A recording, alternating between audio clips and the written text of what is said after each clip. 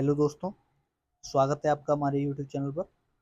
आज का आपका क्वेश्चन है, आपको स्ट्रिंग का लेंथ निकालना है विदाउट यूजिंग फंक्शन। ठीक है, आपको str लेंथ जो होता है उस फंक्शन का यूज नहीं करना है जो स्ट्रिंग लाइब्रेरी में स्टोर होते हैं। उन फंक्शंस का आपको यूज नहीं करना है और आपको लेंथ निकालनी है स्ट्रिंग की। ठीक है, तो चलिए स्टार्ट करते हैं।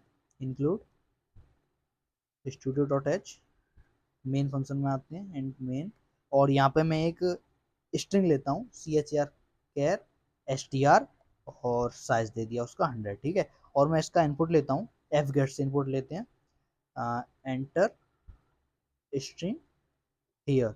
ठीक है, और यहाँ पे इनपुट लेते हैं fgets string comma size of string, या फिर आप डायरेक्ट 100 लिख सकते हो, stdin ऐसे ही लेते हैं ना, एफ गेट से इनपुट लेते हैं तो ये लगाना पड़ता है हमें stdin। ठीक है, और अब मैं यहाँ पे वाइल लूप लगाऊंगा और उसमें कंडीशन लगाऊंगा कि str of i is not equal to null character. ठीक है, नल कैरेक्टर क्यों लिया मैंने यहाँ पे, देखिए अब मान लो मैंने कोई नेम लिया इनपुट VISHL विशाल। ठीक है, तो किसी भी स्ट्रिंग का जो साइज होता है, जैसे इसका साइज कितना है 6 है, 1 2 3 4 5 6, तो जिसका जितना साइज होता है उस इंडेक्स पे होता है नल कैरेक्टर। ठीक है, जैसे 0 इंडेक्स पे क्या होगा V, 1 पे I, 2 पे S, 3 पे H, और 4 पे A और 5 पे L, तो 6 पे क्या होगा, 6 पे होगा नल कैरेक्टर। ठीक है, जितना उसका साइज होता है उस पे होता है उसका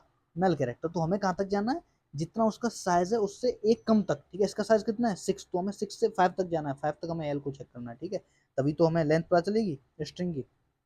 और मैं यहाँ पे कर दूंगा आई प्लस प्लस, और ऊपर हमें आई को पहले इनिशियलाइज कराना पड़ेगा इंट आई इक्वल टू 0 से। ठीक है, और लूप से बाहर आके मैं प्रिंट कर दूंगा, print F length of string is modulus D comma I. ठीक है, और यहाँ पे मैं कर दूंगा प्रोग्राम को एंड, रिटर्न 0। रन करता हूँ आई प्लस प्लस, सॉरी। ठीक है, रन करते हैं। मान लो मैंने इनपुट लिया VISH है। ठीक है, तो इसकी लेंथ कितनी है 6 है, तो आउटपुट 6 आना चाहिए।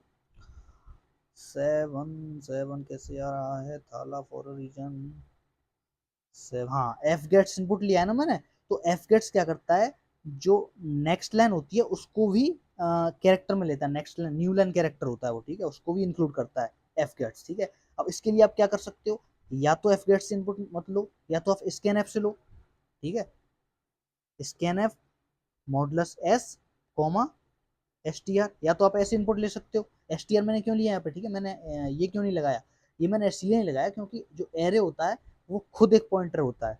ठीक है, इसीलिए मैंने उसका यूज नहीं किया परसेंट का। रन करता हूँ, मान लो मैंने दोबारा लिया विशाल 6। ठीक है, 6 आ गया स्कैन एफ से। अब मान लो आपको एफ गेट्स से करना है, तो आप क्या करोगे, एफ गेट्स str कॉमा 100 लिख देता हूँ सीधा, साइज रहने दो 100 कॉमा stdin। ठीक है, आपको उसमें क्या करना पड़ेगा, आपको यहाँ पे कंडीशन लगानी पड़ेगी str ऑफ आई, जो न्यू लाइन कैरेक्टर होता है उसको भी इंक्लूड करता है, तो उसके लिए आपको स्लैश एन यूज करना पड़ेगा। एंड एक तो ये कंडीशन सही होनी चाहिए, ठीक है, नल कैरेक्टर वाली, और एक न्यू लाइन जो होती है, नेक्स्ट लाइन जो होती है उस वो वाली कंडीशन सही होनी चाहिए, मतलब not equal to slash n. ठीक है, अब इससे रन करा के देखते हैं।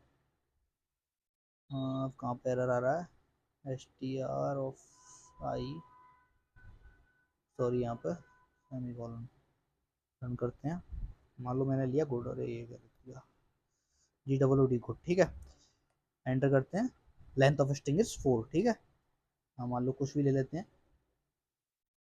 ब्यूटीफुल।